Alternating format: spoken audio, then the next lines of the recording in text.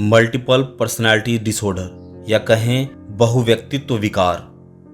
दोस्तों, आज की यह वीडियो सच्ची घटना पर आधारित है जो अभी 2 दिन पहले ही मेरे द्वारा एक्सपीरियंस की गई है। इस वीडियो के एक एक कारण को और एक एक तथ्य को मैं आपके समक्ष रखूंगा, जिससे आप अंधविश्वास से बच सकेंगे और अपने जीवन को और अपने सहयोगियों के जीवन को सुरक्षित रख पाएंगे। तो आज की यह वीडियो उन सभी लोगों के लिए है जिनके घर में बहुत सारी समस्याएं हैं, जिनके घर में हमेशा लड़ाई झगड़े होते रहते हैं, जो हमेशा अवसाद की स्थिति में रहते हैं। एंजाइटी उन्हें परेशान करती है, ऑफिस में बॉस उन्हें परेशान कर रहा है, उनके साथ टॉर्चर हो रहा है और काम का प्रेशर इतना है कि वो झेल नहीं पा रहे हैं। तो इस वीडियो को ध्यान से देखें और एक एक तथ्य को अपने जीवन से जोड़ने का प्रयास अवश्य कीजिएगा। तो आइए वीडियो को शुरू करते हैं। तारीख थी 22 मार्च, समय हो रहा था 2:05। सब कुछ सहज था जैसे रोज होता है। मैंने अपने गुरु क्वेश्चन वर्ल्ड से बात की। तमाम आध्यात्मिक साधनाएं जो हम डेली रूप से करते हैं वो हमने किया, और जैसे ही मैं सोया उसके 10 मिनट बाद मेरे सहयोगी जो कि मेरे रूम पार्टनर हैं वो सो रहे थे और वे उठे और चिल्लाने लगे और आकर मेरे बिस्तर पर लेट गए। उन्हें डर सा प्रतीत हो रहा था। खैर, कारण था कि वे शवासन की मुद्रा में लेटे हुए थे। इस मुद्रा में कभी भी नहीं सोना चाहिए, क्योंकि इस मुद्रा में हमारे शरीर के तमाम द्वार खुले रहते हैं और कई नेगेटिव शक्तियां जो इस ब्रह्मांड में विद्यमान हैं वे व्यक्ति के शरीर में प्रवेश कर सकती हैं। या फिर हम कहें कि यह हमारे अवचेतन मन का एक इल्यूजन होता है, जिससे व्यक्ति के भीतर नेगेटिव ऊर्जा का प्रवाह हो सकता है और वह डर भी सकता है। ठीक ऐसा ही मेरे रूम पार्टनर के साथ हुआ। वे डर गए। उन्हें ऐसा लगा जैसे कोई उनके ऊपर बैठा हुआ है और उन्हें दबा रहा है। पहले तो वे नींद में रो रहे थे, आवाज लगा रहे थे, परंतु मेरे द्वारा रिप्लाई किया गया उन्हें सुनाई दे रहा था, लेकिन वे कुछ कर नहीं पा रहे थे। वे उठ नहीं पा रहे थे। बहुत कोशिश करने के बाद वे उठे और मेरे बिस्तर पर आकर बैठ गए और कह रहे कि मुझे ऐसा प्रतीत हो रहा है जैसे मेरे द्वारा कुछ घटित हो रहा है। और 5 मिनट मैंने जब उन्हें समझाया कि ऐसा कुछ भी नहीं होता, या तुम्हारे मन का वहम है, कुछ नहीं होता ऐसा। एक काम करो, तुम मेरे पास ही सो जाओ। जैसे ही वे मेरे पास सोए उसके 5 मिनट बाद उन्होंने मेरे दोनों हाथों को पकड़ लिया और जोर जोर से चिल्लाने लगे कि मुझे बचाओ, मुझे ऐसा लग रहा है जैसे मैं उड़ रहा हूँ, मैं कहीं चला जाऊंगा, मुझे बचा लो। मैंने उनकी प्रतिक्रिया को देखा।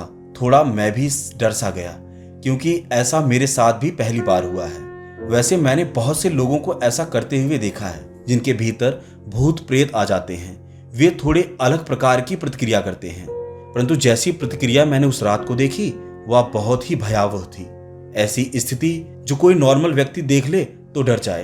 मैंने तुरंत उनके रिलेटिव जो यहीं पर रहते हैं उन्हें कॉल किया और तमाम घटनाओं को बताया, क्योंकि मेरा ऐसा मानना है कि किसी के साथ भी यदि कुछ घटित हो रहा है तो उसके परिवार को अवश्य पता होना चाहिए। जब मैंने उनके रिलेटिव को बताया तो वे झाड़ फूक करते हैं। उन्होंने कहा कोई परेशानी नहीं है, मैं अभी झाड़ फूक कर देता हूँ, जरा उनके कान पर फोन लगाइए। जब मैंने उनके कान पर फोन लगाया तो उन्होंने गायत्री मंत्र का जाप किया, जिससे उन्हें लगा कि इनकी स्थिति बेहतर हो जाएगी। परंतु मेरे सहयोगी तो स्वयं हनुमान चालीसा पढ़ रहे हैं, वे खुद गायत्री मंत्र पढ़ रहे हैं, तो कैसे भूत प्रेत का प्रवाह उनके भीतर हो सकता है। परंतु थोड़ी देर बाद स्थिति और भी भयावह हो गई। उनकी प्रतिक्रिया और भी बदलने लगी, और जिससे मैं थोड़ा घबरा गया। मैंने उनको बोला कि क्या हो रहा है, तो वे एक अलग भाषा में ही बोलने लगे, कुछ इस तरह कि मुझे कुछ नहीं हुआ है। मुझे अंदर से थोड़ा डर तो लगा, मेरे रोंगटे खड़े हुए, परंतु क्योंकि मैं भी ध्यान मेडिटेशन करता हूँ और मेरे गुरु ने मुझे ऐसी स्थिति के लिए पहले ही तैयार किया हुआ है, तो मैंने थोड़ा सहज होकर उनकी स्थिति को जानने का प्रयास किया। फिर आधा घंटा बीत गया, लेकिन उनकी स्थिति कभी भी बदल जाती, कभी उनका फेस बदल जाता, कभी आवाज बदल जाती। फिर मैंने अपने गुरु क्वेश्चन वर्ल्ड को कॉल किया और मैंने उन्हें सारी घटनाएं बताई। उन्होंने कहा एक बार वीडियो कॉल कीजिए। जैसे ही मैंने उन्हें वीडियो कॉल किया, तुरंत ही मेरे सहयोगी की प्रतिक्रिया और भी भयावह हो गई। वे तो ऐसे हो गए जैसे कि मुझे मार ही देंगे। मैंने तुरंत अपने गुरु से कहा कि आप क्या यहाँ आ सकते हैं। उन्होंने स्थिति को जांचा परखा और कहा कि बिल्कुल। रात के 2:45 हो रहे थे। मेरे गुरु जो कि मेरे घर से 5 से 6 किलोमीटर दूर रहते हैं, वे मेरे घर आए। उन्होंने स्थिति को देखा, समझा और सोचा कि क्या पता इसके भीतर कोई नेगेटिव शक्ति आ गई हो तो उसे दूर करने का प्रयास करते हैं। उन्होंने पानी मंगाया, लौंग मंगाया और अपनी तमाम शक्तियों से उसे स्थिर करने की कोशिश की, परंतु जैसे ही उन्होंने उसको कुछ बोला, वह दुगनी प्रतिक्रिया के साथ पूरे जोश में एक ऐसी आवाज में बात कर रहा है जैसे कि कोई स्मैकिया बोल रहा हो। वह स्थिति इतनी भयावह थी कि कोई भी ऐसा व्यक्ति जिसने पहले कभी ऐसी स्थिति ना देखी हो, वह डरकर भाग जाएगा, और साथ में रहने की तो बात दूर की बात है। मैंने भी स्थिति को देखा। मैंने पूछा कि नाम क्या है तुम्हारा? उसने आवाज बदलकर बोला कि मेरा नाम फलाना है। जैसी आवाज बदली, मुझे लगा कि है कोई नेगेटिव शक्ति इनके भीतर। मैंने बोला कि गुरुजी, कुछ है इसके भीतर, जरा इसे दूर करने का प्रयास कीजिए। मेरे गुरु हंसे और कहा कि इसे कुछ भी नहीं हुआ है। उन्होंने इसकी स्थिति के बारे में मुझे पूछा। मैंने बताया कि ये 5 दिन से हॉस्पिटल में था, क्योंकि इसके रिलेटिव हॉस्पिटल में भर्ती थे और बार बार ये हॉस्पिटल जा रहा था, और घर पर आकर ना तो इसने पूरी निद्रा ली है और ना ही समय से भोजन किया है। उन्होंने स्थिति को परखा और इसके परिवार में हो रही परेशानियों के बारे में मुझसे पूछा, तो मुझे जो पता था मैंने बताया कि इसका थोड़ा परिवार में कलेश चल रहा है।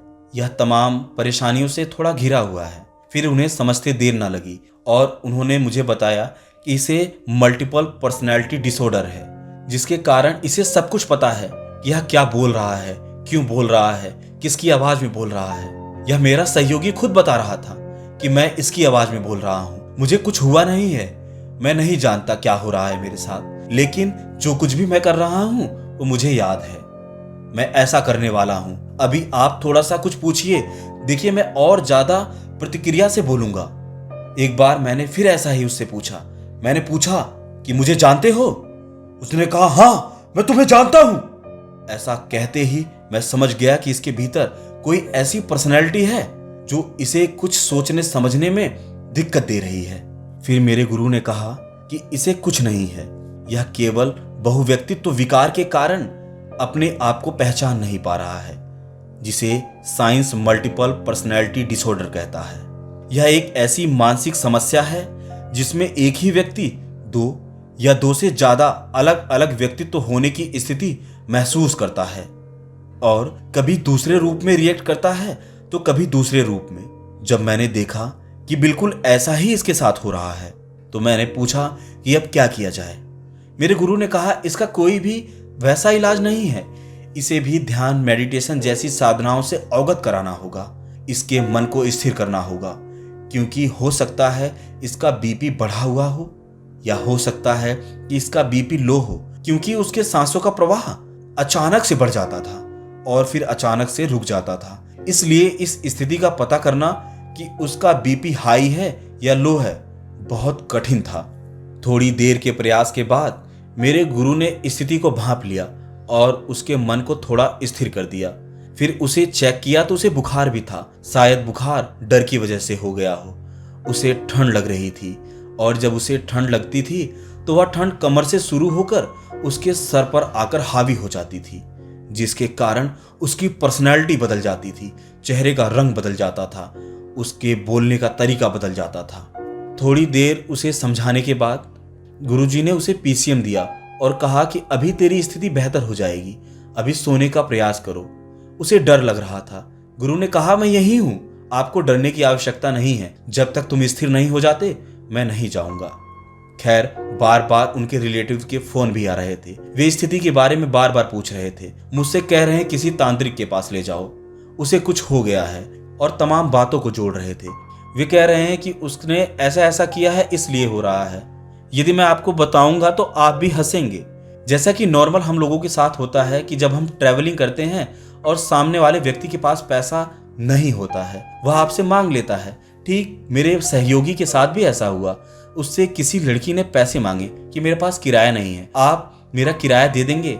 उसने 20 रुपए दे दिए उस लड़की को, जिसके बाद लड़की ने उनसे स्कैनर मांगा और उन्हें 20 रुपए पेटीएम कर दिए। अब इनके दादा, जो कि थोड़ा तंत्र मंत्र में विश्वास रखते हैं, वे कह रहे हैं कि उस लड़की ने कुछ कर दिया इनके ऊपर। मैंने उनको बहुत समझाने का प्रयास किया। मैंने कहा ऐसा कुछ भी नहीं होता, लेकिन वे तो अपने जिद पर अड़े थे। मैंने कहा ठीक है, यदि ऐसा होता होगा, क्योंकि आप किसी से वाद विवाद कर सकते हैं, परंतु किसी विवाद को बढ़ाने का कोई भी औचित्य नहीं है। और ऐसे समय जब स्थिति भयावह हो और सामने वाला समझ ही ना पा रहा हो कि उसके साथ क्या हो रहा है। इन सब का कारण था मेरे सहयोगी द्वारा लिया गया टेंशन। उसके द्वारा सही से आराम ना किया जाना भी एक कारण था। जो 5 दिन से सही से सोया ना हो, उसकी स्थिति कैसी होगी या आप समझ ही सकते हैं।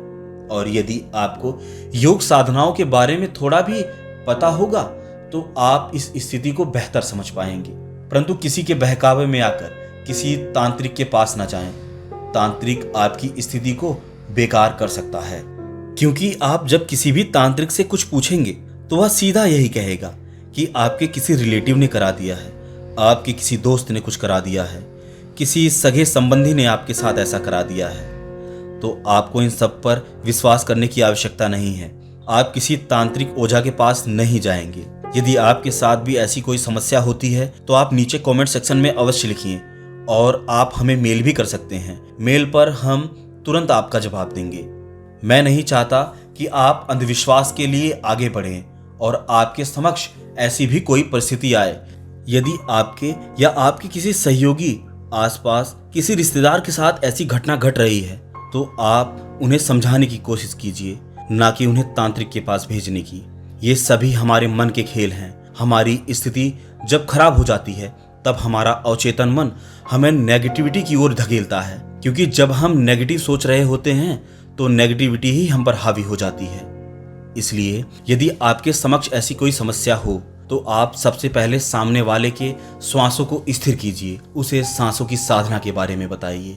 उसे बताइए कि यदि आप अपनी सांसों को स्थिर कर लेते हैं तो इस प्रकार की स्थिति से बच सकते हैं, क्योंकि सांसों की साधना सर्वश्रेष्ठ साधना है जो आपके भीतर पॉजिटिविटी और ऊर्जा भर देती है और नेगेटिव ऊर्जा को बाहर निकाल देती है।